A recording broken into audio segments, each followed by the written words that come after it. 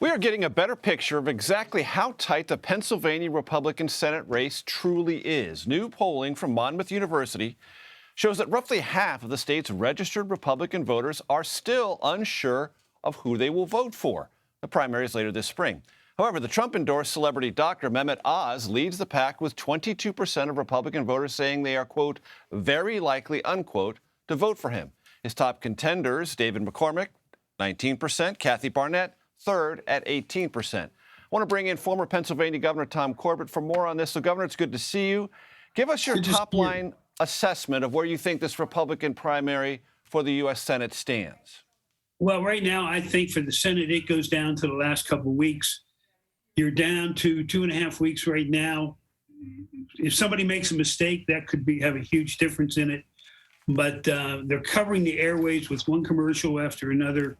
They will continue to do that. It is really a two-person race, unfortunately.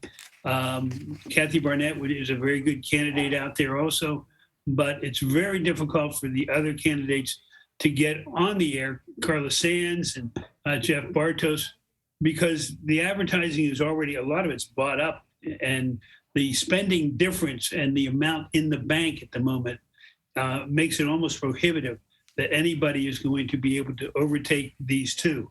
So in my opinion, it's down to Mr. McCormick and to Dr. Oz. And what will you be looking for other than the possibility of an unforced error? Is there a set of issues or one issue that appears to be driving things? I mean, you've got a lot of voters who have yet to make up their minds. Some things are going to break one way or the other. They have to. Well, it's not unusual to wait for the voters to wait. I think in this case, it's both candidates. Their residency in Pennsylvania is recent. McCormick's not. He actually grew up in Pennsylvania, but he was gone for a long period of time. There's some hesitancy on that. There's some hesitancy on Dr. Oz with his ties still to Turkey. But I think people have been distracted, quite honestly, by what's going on over in the Ukraine, not focusing on this. And frankly, at the same time we have the Senate race, we have a governor's race going on in the Republican Party. Democrat Party's already made up their mind. That's not going to be an issue. But in the Republican governor's race, there are 3 or 4 people that could win that race at this time. So, Tom, Governor, some casual observers looking at this race might have come across conservative blowback, or so it's been described, to former President Trump's endorsement of Dr. Oz. Is that genuine in Pennsylvania, and is it a factor? You know, it's hard to measure. Pennsylvania has changed a great deal since you and I first met. Areas that were Republican at one time are now Democrat. Areas that were staunch Democrat are now Republican. You have the Trump people to the right in the Republican Party. You have the progressives to the left in the Democratic Party. It's hard to measure because it's in such a state of flux. Central Pennsylvania is not changing that much, but the majority of the vote, 40% of the vote, is in southeastern Pennsylvania, which tends to be more moderate Republican, moderate Democrat to progressive Democrat. In a primary like this, I don't know that that gives an advantage to any one of the candidates that are running down there. Maybe Mr. Bartos, who's from southeastern Pennsylvania, gets a little bit of advantage. But I think people have just held back deciding what they're going to do, waiting to see for something to come forward. They're both conservatives. All the people running are conservatives. There's nothing that really distinguishes them in any programs or policies that they've said that they want to implement or what they're going to vote for. So it really is hard for an electorate who maybe gets some commercial times, maybe the more emphatic or more junkie type Republicans, right, junkie type Democrats who get into it and read real clear politics and listen to programs like this. They're into it. But the average citizen, and I talk to the average citizens all the time, they come up to me in the supermarket, who do you think is going to win? Well, I ask them, well, who are you voting for? And their answer's been, I don't know yet. Right.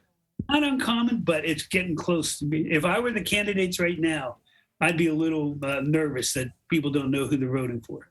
But right, it also tells me that I have a chance to go get those voters.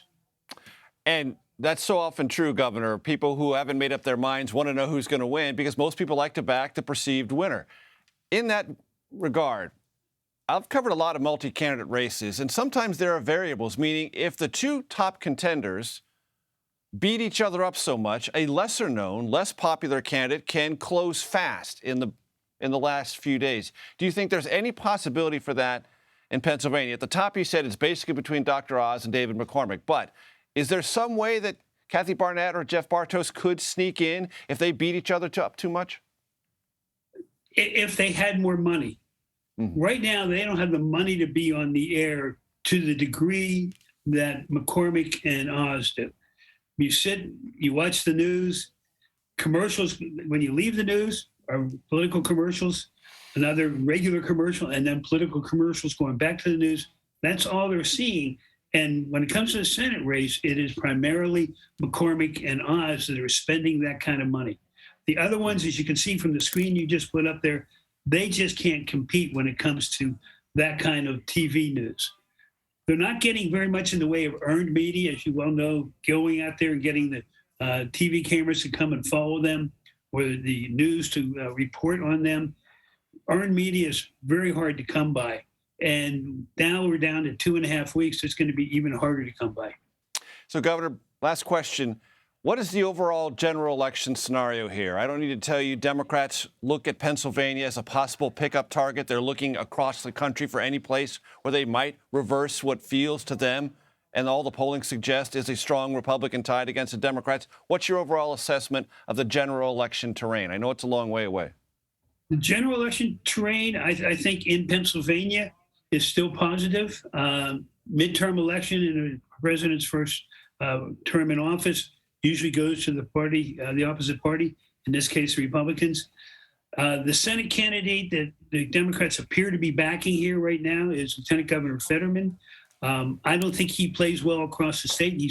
He's got a number within the Democratic Party, but I don't see him getting much in the way of votes coming out of the Republican Party at this time. Connor Lamb from Western Pennsylvania just hasn't performed the way a lot of people thought he would perform, and the way I think the institutional Democrats, at least out here in Western Pennsylvania, thought he would perform. And again, Fetterman has a dollar advantage. That being the case, right now, I think either one of the Republican candidate leaders at this point would beat John Fetterman in the elections in November. Former Pennsylvania Governor Tom Borbett, thanks so much for your time. We really appreciate it. My pleasure. Good to see you again. Thank you.